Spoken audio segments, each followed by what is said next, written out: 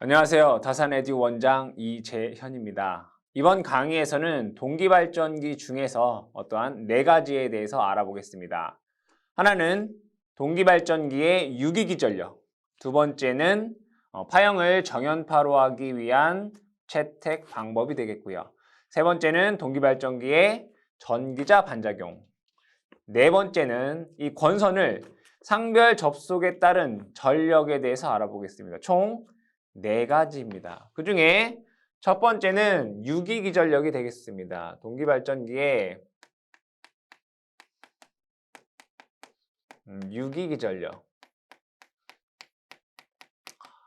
패러데이 렌즈의 전자유도 법칙에 의해서 여러분들이 유기기전력이라고 하는 것은 마이너스 n dt d 파이로 쓸 수가 있습니다. 그럼 여기에서 크기만을 우리가 알아보자면 n dt d 파이다라고 쓸 수 있겠죠. 우리가 크기만을 알아보자 이런 얘기예요. 자, 그럼 먼저 자속 파이 t라고 하는 것은 최대 자속 파이 m, 코사인이 돼도 되고 사인이 돼도 상관이 없겠죠. 사인 오메가 t 이렇게 적어보도록 하겠습니다. 자, 그러면 유기기전력 2는 크기만을 보자라고 하면 n dt d 이거를 미분한다는 얘기죠. 파이 m 사인 오메가 t 이렇게 쓸 수 있다는 얘기입니다. 그럼 여기에서 사인 오메가 t를 시간 t에 대해서 미분하게 되면 오메가 코사인 오메가 t가 됩니다. 그래서 얘를 오메가 n 파이 m 코사인 오메가 t다라고 쓸 수가 있고, 얘를 다시 한번 적게 되면 2 파이 f n 파이 m 코사인 오메가 t다라고 쓸 수 있습니다. 그럼 여기에서 보니까 얘는 코사인 앞에 있는 것은 최대값이 되겠습니다. 그죠? 최대값. 그러면 시료값은 최대값을 루트 2로 나눈 값이 됩니다. 그래서 2는 루트 2로 나누면 루트 2에 2 파이 f n 파이 m 이렇게 되겠네요. 그럼 여기에서 2 파이라고 하는 값을 루트 2로 나누게 되면 4.44라는 값이 됩니다. 4.44 f n 파이 m 이렇게 쓸 수가 있겠죠. 이거는 한 상당 유기기전력이 됩니다. 그럼 여기서 F라고 하는 것은 이제 주파수가 될 것이고요. N이라고 하는 것은 코일에 감긴 횟수, 즉 권선수가 되죠.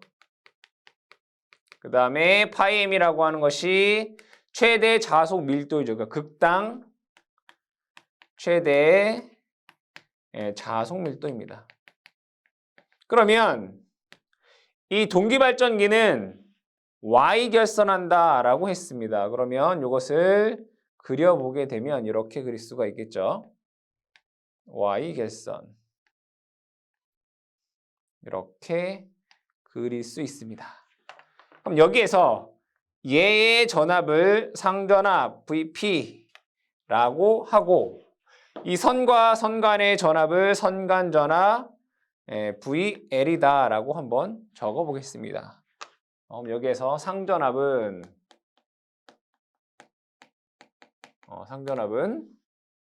여기서 여기에 걸리는 전압, 그게 VP 4.44 FN 파이 M 이렇게 쓸 수가 있겠고요. 선간 전압은 VL. Y결선에서 선간 전압은 상전압의 루트 3배가 크고 위상은 30도가 앞섭니다. 그럼 루트 3배가 된다는 얘기가 되겠죠. 그래서 4.44 루트 3의 F의 N의 파이 M 볼트다라고 하는 값을 얻을 수 있습니다. 그래서 여러분들이 동기발전기 유기기전력을 얘기할 때 상전압을 묻는 건지 선간 전압을 묻는 건지 확인하셔서 그 값을 구해주시면 되겠습니다. 두 번째로는 파형을 개선하기 위한, 파형을 정연파로 하기 위한 방법, 채택 방법 이렇게 되겠죠. 파형을 정연파로 하기 위한 방법. 그러면 정연파가 되기 위해서는 고조파를 제거해 주시면 되겠죠. 첫 번째가 매극, 매상, 슬로스. 우리 매극, 매상, 슬로스를 기호로 Q라고 쓰죠. 매극, 매상, 슬로스를 크게 한다. 크게 한다. 그러면 매극, 매상, 슬로스를 크게 할 경우에 제거할 수 있는 고조파의 수가 증가하게 됩니다. 그래서 얘는 고조파를 제거 가능하다. 그러니까 많이 할수록 제거할 수 있는 고조파의 종류가 많아진다라고 보시면 됩니다. 두 번째로는 단절권 또는 분포권을 쓴다. 권 사용. 이 단절권과 분포권 사용 목적이 고조파를 제거, 파형을 개선하는 데 목적이 있겠죠. 단절권은 추가적으로 보게 되면 동량이 감소한다가 있고 분포권 같은 경우에는 열 발산이 좋고 누설, 리액턴스가 감소한다라는 특징도 있습니다. 세 번째, 슬롯을 채용한다.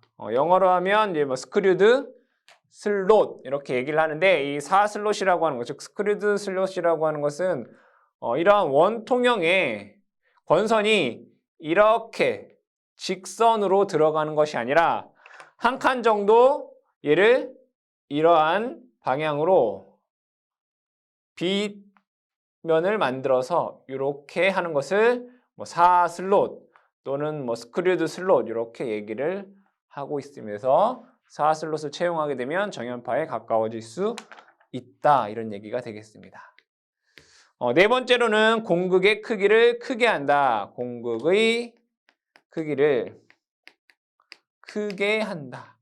공극의 크기를 크게 하게 되면 어떠한 이점이 있겠습니까? 전기자 반작용이 줄어들겠죠.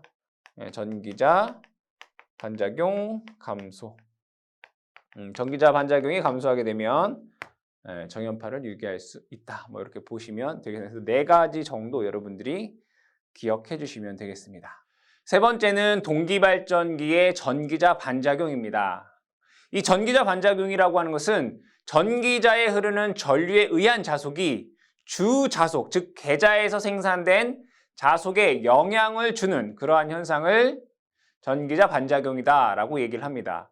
이 동기발전기에서는 부하가 동상, 지상, 진상이냐에 따라서 이 전기자 반작용이 달라지게 됩니다. 즉, 교류에서는 저항도 있고 유도성 리액턴스도 있고 용량성 리액턴스도 있습니다. 즉, 이러한 부하의 종류에 따라서 전기자 반작용이 달라진다. 그것에 대한 내용을 한번 알아보겠습니다. 보시게 되면 여기 발전기에서 생산된 유기기 전력이 E가 되겠고요. 여기가 부하 전류입니다. 그럼 이 부하의 종류에 따라서 얘가 저항 부하이냐 또는 유도성 부하이냐, C, 용량성 부하이냐에 따라서 전기자 반작용이 달라진다는 얘기죠. 여기에 가해주는 여기에 있는 공극의 자속이 변화하더라. 그 내용을 각 부하별로 보겠습니다. 첫 번째는 저항 부하, R 부하일 때입니다. 이 R 부하일 때는 전압의 위상과 전류의 위상이 동상입니다. 그럼 여기에서 동기발전기는 실제로는 계자가 회전을 합니다. 동기발전기는 계자가 회전을 합니다. 근데 여러분들의 이해를 돕기 위해서 전기자가 회전한다라고 우리가 얘기하고 정의하고 설명을 하겠습니다. 그럼 여기에서 반시계 방향으로 도체가 이렇게 회전한다라고 보죠. 그럼 여기에 이 도체에서 보시게 되면 분명히 전기자에 의한 N극은 자속의 방향이 이렇게 됩니다. 이런 방향이 되겠죠. 그럼 플레밍의 오른손 법칙에 의해서 자속의 방향은 위 방향이 되겠고요. 힘의 방향은 왼쪽이 됩니다. 그럼 여기에서 전류는 들어가는 방향이 된다는 것을 알 수 있습니다. 그럼 여기에서 얘를 X 이렇게 쳐보도록 하죠. 그리고 S극에서는 자속의 방향은 자속의 방향은 S극은 들어가는 방향이죠. 이렇게. 그렇죠? 그럼 자속의 방향은 이렇게 되고요. 힘의 방향은 아래가 되기 때문에 전류는 나오는 방향이 됩니다. 이런 식으로. 그럼 여기도 이렇게 되겠네요. 그러겠죠? 그럼 여기에서 한번 보도록 할게요. 그러면 N극에 있는 요 도체에서 그 순간을 요 순간이다라고 보게 되면 여기를 요 순간. 우리가 이 도체가 N극 바로 앞에 있을 때 또는 S극 바로 앞에 있을 때 전류의 크기가, 아니, 전압의 크기가 최대가 됩니다. 전압의 크기가 최대가 된다. 즉 N극 바로 앞에 있을 때 또는 S극 바로 앞에 있을 때 도체에 유기되는 유기기전력은 최대가 된다는 얘기죠. 요 순간이다 이런 얘기입니다. 그러면 이 양의 주기일 때는 전류가 들어가는 방향이다 라고 보고 음의 주기일 때는 전류가 나오는 방향이다. 언제? 최대일 때. 이것만 여러분들이 생각을 해 주시면 됩니다. 그러면 N극과 S극이 그 반이 되는 여기가 2분의 파이가 되는 거죠. 여기가 2분의 파이입니다. 그럼 이 순간은 N극과 S극 그 중간은 여기는 전압이 유기되지 않겠죠. 전압이 유기가 되지 않는다면. 그리고 전류도 흐르지 않습니다. 이렇게. 그럼 여기에서 저항부하일 때에는 자, 전기자 전류에 의한 자속의 방향은 이렇게 됩니다. 이렇게. 그럼 여기는 이렇게 되겠네요. 노란색으로 그려볼까요? 이렇게. 여기도 이렇게. 그렇죠? S극은 이런 방향이 되죠. 그러면 여기만 한번 보도록 할게요. 이 부분만. N극에 의한 주자속의 방향은 이러한 방향입니다. 그럼 이 부분에서 보게 되면 전기자에 의한 자속은 이러한 방향이 되고 여러분들 이해를 편하게 하기 위해서 수직으로 그려볼게요. 왼쪽은 이렇게 되고요. 오른쪽은 이렇게 됩니다. 그러겠죠? 그럼 잘 보면 이 부분은 약간 증자가 일어나는 거고 이쪽은 약간 감자가 일어나는 거죠. 그리고 여기는 교차가 되는 거예요. 그럼 얘하고 얘는 서로 어떻게 할 수 있어요? 상쇄할 수 있어요. 그렇지만 여기는 자속이 많아지고 이쪽은 자속이 감소합니다. 근데 자속이 많으면 어떠한 현상이 발생하죠? 자기 포화라는 게 발생합니다. 그러면 증자하는 것과 감자하는 것에 보면 감자하는 게 사실은 조금 더 많습니다. 실질적으로 이 저항부하도 약간 아주 조금 감자가 되고요. 그 다음에 자속이 어떻게 됐어요? 왜곡되죠. 정확히 이렇게 되는 게 아니라 이쪽이 좀 더 많고 이쪽은 작아진다. 자속이 왜곡돼요. 그렇죠?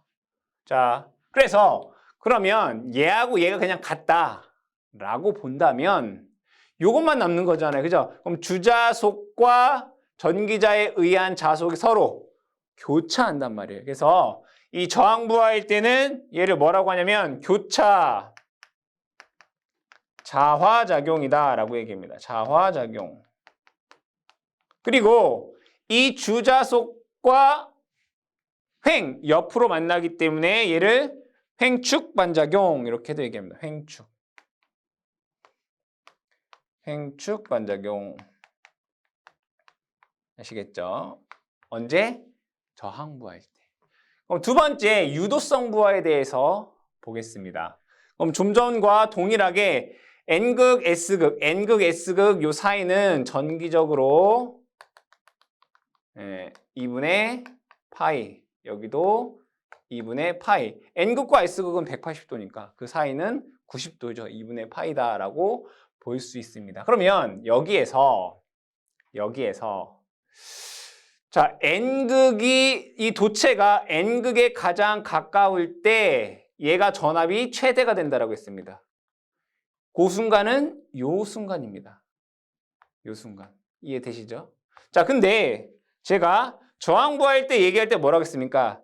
양의 주기일 때는 전류가 들어가는 방향, 음의 주기일 때는 전류가 나오는 방향. 아, 그러면 여기는 전류가 들어가는 거고 여기는 전류가 나오는 순간이구나. 근데 잘 보니까 여기는 요 부분이라고 했습니다. 요 시간대. 최대가 되는 시간. 그렇죠? 전압이 최대가 되는 요 시간. 그 다음 90도 지나서 전류가 최대가 되는 거죠. 자, 이 도체는 어디로 회전한다고 했어요? 반시계 방향. 그럼 여기가 시간이 0이었다면 얘가 90도, 그 다음 시간은 여기인 거죠. 여기에 가서 전류가 들어가게 되는 겁니다. 그렇죠? 그 다음 요 순간은 요 시간으로 보시면 돼요. 요 순간은 여기란 얘기예요. 그러면 얘가 요 순간은 시간이 그 다음 시간이잖아요. 그 얘 도체가 그 다음 시간에 갔을 때 전류가 들어가더라 이거예요. 그럼 반대로 여기는 점 되겠네요. 여기가 X면 여기는 점이 될 거 아니에요. 그렇죠. 그러면 여기에서 또 앙페르의 오른나사 법칙에 의해서 얘는 이렇게 전기자에 의한 자속이 발생을 하게 됩니다. 이렇게. 그렇죠. 얘는 이러한 방향이 되겠네요. 이렇게. 맞죠? 그럼 여기에서 보면 N극에 의한 주자속은 이러한 방향입니다. 이러한 방향. 근데 전기자에 의한 자속을 보니까 얘는 이러한 방향이고요. 얘도 이러한 방향이 된다라는 것을 알 수 있습니다. 그러면 전기자에 의한 자속이 주자속과 서로 반대 방향이네요. 그럼 공극에 있는 자속을 감소시켜준다 이거예요. 그러면 유도성과 L은 무슨 작용? 감자작용을 한다. 뭐 주자속을 뭐 한다? 감자작용한다. 이때 주자속과 전기자에 의한 자속의 축이 어때요? 같죠? 얘를 다르게 뭐 직축 반작용 이렇게 얘기를 합니다. 중요한 것은 유도성 부하는 주자속을 감소하는 감자작용을 하는구나 라는 것을 여러분들이 기억을 해주시면 되겠습니다. 그럼 용량성 부하를 보겠습니다. 용량성 부하를 보게 되면 마찬가지로 이 도체가 N극 바로 밑에 있을 때 이 순간을 보겠습니다. 그럼 전압은 최대가 되고 전류는 흐르지 않습니다. 여기는 전류가 흐르지 않는다. 그리고 N극과 S극의 각도는 90도 2분의 파이를 의미하게 됩니다. 그럼 여기에서 전류를 볼게요. 전류가 최대가 되는 양의 주기를 제가 들어가는 전류, 음의 주기를 나오는 전류다라고 보면 전압이 최대인 순간은 요 순간입니다. 그렇죠? 근데 그 이전 시간에 전류는 먼저 들어가는 전류였다 이거예요. 그러면 얘가 오기 전 2분의 파이에서 먼저 들어가는 전류였다 이거예요. 시간적으로 봤을 때 전류가 최대가 되는 지점은 전압이 최대가 되는 지점의 2분의 파이 앞선 지점이에요. 그럼 얘는 여기가 들어가는 거고 전압이 유기가 되지 않고 그 다음에 여기는 점이 되는 거죠. 그럼 여기에서 다시 앙페르의 옳은 나사 법칙에 의해서 이 부분은 이렇게 됩니다. 그래서 자속의 모양은 이렇게 되고요. 이 부분은 이렇게 되기 때문에 자속의 모양은 이렇게 됩니다. 그러면 주자속의 방향은 이러한 방향이 된다라는 것을 알 수 있고 전기자에 의한 자속의 방향을 보니까 이러한 방향이 된다라는 것을 또 알 수 있습니다. 그러면 주자속의 방향과 전기자에 의한 자속의 방향이 같기 때문에 공극의 자속은 증가를 합니다. 그래서 용량성 부하 같은 경우 얘는 증자작용을 합니다. 즉 용량성 부하, 전류가 전압보다 90도 앞선 부하에서는 공극의 자속을 증가하는 증자작용을 할 것이고 주자속의 축과 전기자 자속의 축이 같기 때문에 얘를 직축반작용 이렇게 얘기를 합니다. 다시 한번 정리해서 얘기를 해보자면 저항 같은 경우에는 저항 부하에서는 전압과 전류의 위상이 같기 때문에 이러한 파형이 나온다는 것을 알 수가 있겠고요. 주자속과 전기자에 의한 자속이 서로 어떻게 돼요? 크로스되죠. 그래서 교차 자화작용, 횡축 반작용 이렇게 얘기할 수 있고 유도성 부하 같은 경우에는 전류가 전압보다 90도가 느립니다. 그래서 이러한 파형이 된다라는 것을 알 수 있고 이 유도성 부하에서는 주자속을 감소한다. 그래서 감자작용, 직축 반작용 이렇게 얘기할 수 있겠고요. 용량성 부하 같은 경우에는 전류가 전압보다 90도가 앞섭니다. 그래서 전류의 방향이 이와 같이 된다는 것을 알 수 있고 주자속과 전기자 전류에 의한 자속의 방향이 같기 때문에 공극의 자속은 증가를 하게 됩니다. 그래서 얘를 증자작용, 축이 같으므로 직축 반작용 이렇게 얘기할 수 있습니다. 그럼 이것을 표로 보시게 되면 저항부하, 전압과 전류 위상이 동상일 때 발전기는 교차 자화작용 이렇게 쓸 수가 있겠고요. L부하는 지상, 전류가 90도 느릴 때 주자속을 감소하기 때문에 얘는 감자작용 이렇게 쓸 수가 있겠고 C부하, 진상, 전류가 90도 앞섰을 때 공극의 자속을 증가하기 때문에 얘를 증자작용 이렇게 쓸 수가 있습니다. 얘는 횡축, 얘는 직축, 얘도 똑같이 직축 이렇게 쓸 수 있겠죠. 그러면 우리가 공부했었을 때 발전기와 전동기는 항상 어떻다고 했나요? 반대다라고 얘기를 했습니다. 근데 저항부하에서는 사실 반대될 게 없죠. 그래서 얘는 똑같이 교차 자화작용이다라고 얘기를 하고요. L과 C가 반대로 됩니다.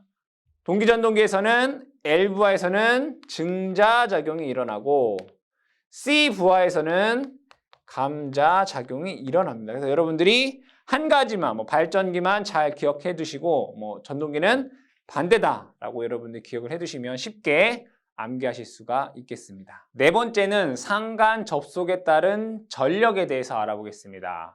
여기에서는 여러분들이 세 가지만 명확하게 알고 계시면 됩니다.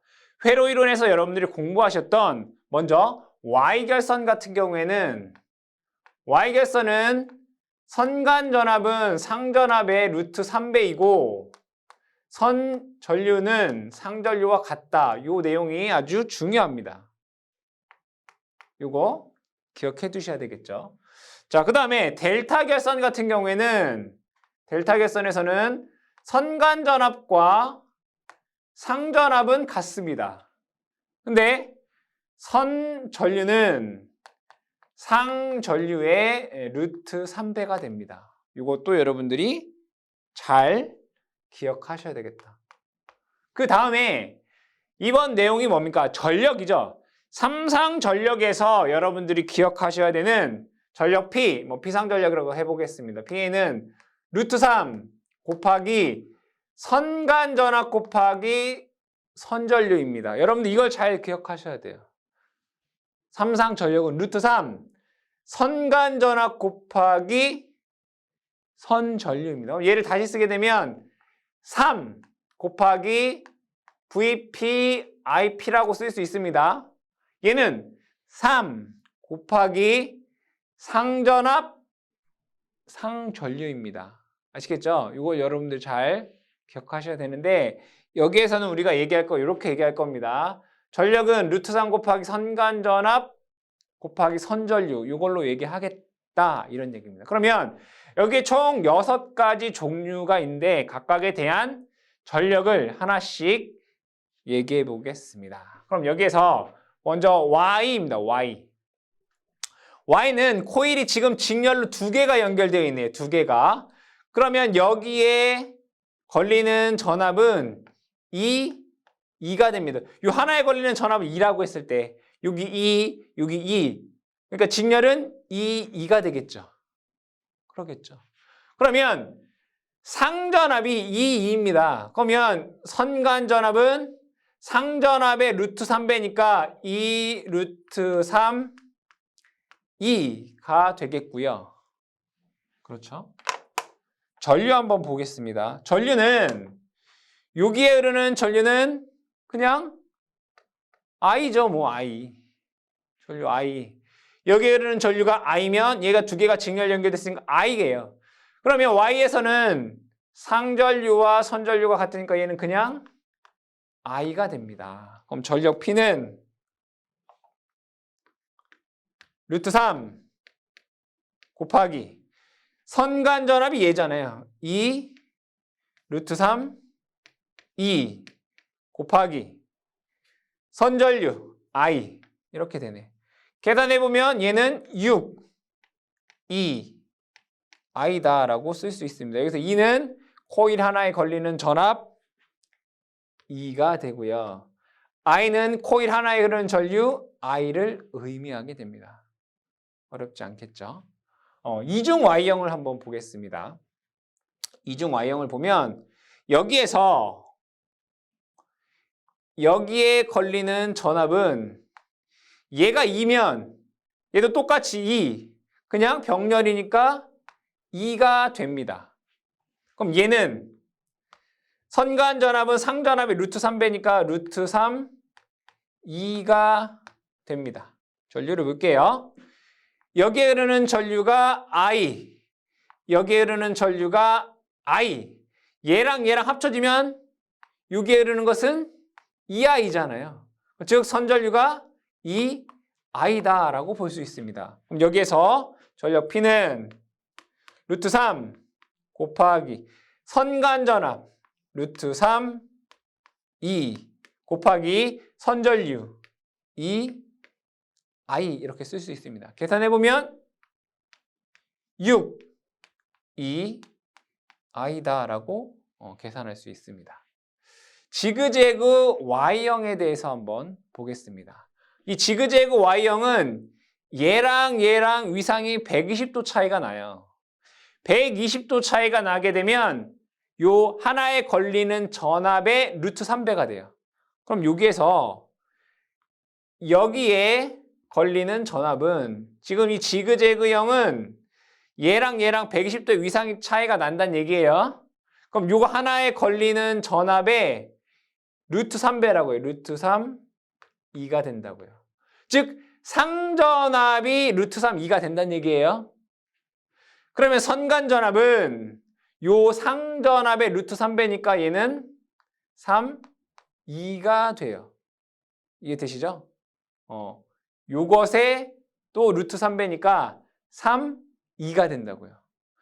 그럼 여기서 전류를 보게 되면 여기에 I라고 하는 전류가 흐르고 여기도 I가 흐르니까 얘는 직렬이잖아요. 그럼 얘도 I가 흐른단 말이에요.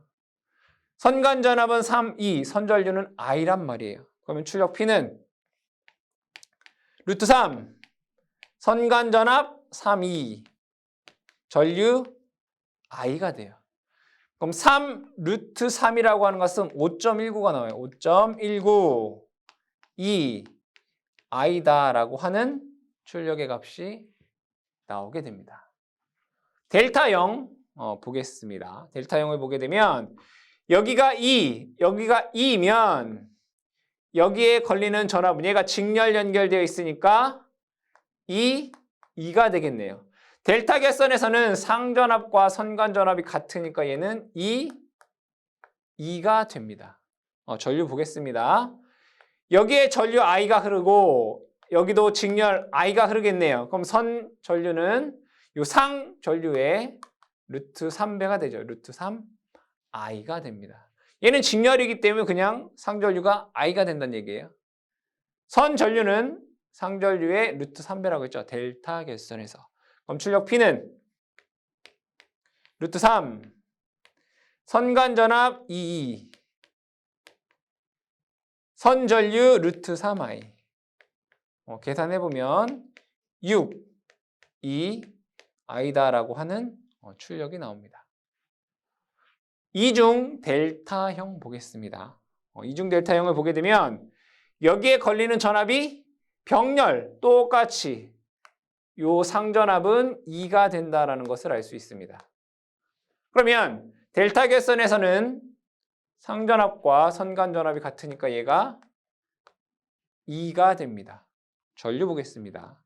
전류는 여기에 I가 흐르고 여기도 똑같이 I의 전류가 흐른다면 여기에 흐르는 건 2I가 됩니다. 그럼 상전류가 2I가 되기 때문에 선전류는 루트 3배인 2 루트 3 I가 된다는 것을 알 수 있습니다. 그럼 여기에서 출력 P는 루트 3 선간전압 2 선전류 2 루트 3 I가 되겠죠. 계산해보면 6 2I다라고 하는 출력의 값이 나옵니다. 지그재그 델타형을 보겠습니다. 그럼 여기서 보게 되면 아까 우리가 얘기했듯이 여기가 2이고 여기가 2라고 한다면 얘하고 얘는 120도 이상 차가 있다라고 했습니다. 지그재그 같은 경우에는. 그럼 여기에 걸리는 전압은 루트 3 2가 됩니다. 루트 3이 루트 3이. 그렇죠? 그럼 얘는 전압이 루트 3 2가 되겠죠. 델타 결선에서는 상전압과 선간전압이 같기 때문입니다. 루트 3이 여기도 루트 3이 얘도 루트 3이 델타 결선이잖아요. 루트 3 루트 3이. 전류를 보게 되면 여기에 흐르는 전류가 I, 직렬로 여기가 I가 되잖아요. 그럼 상전류가 I면 선전류는 루트 3 I가 됩니다. 그럼 출력 P는